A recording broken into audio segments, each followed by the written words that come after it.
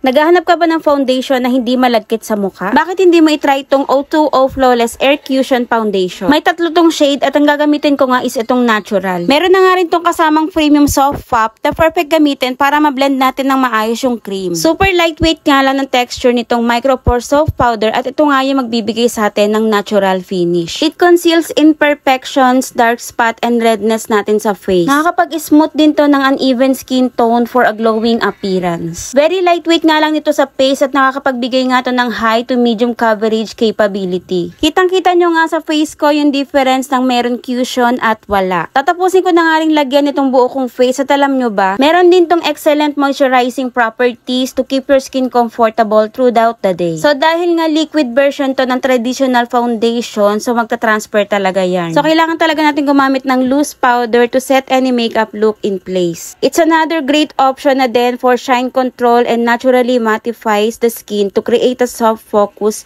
flawless finish. 24-hour long lasting na nga din to, waterproof and no mass sticking. Wala ka na nga talagang hahanapin pa dito sa O2O Shine Cushion BB Cream Foundation na to. Kaya ano pang hinihintay mo? I-check out mo na yan.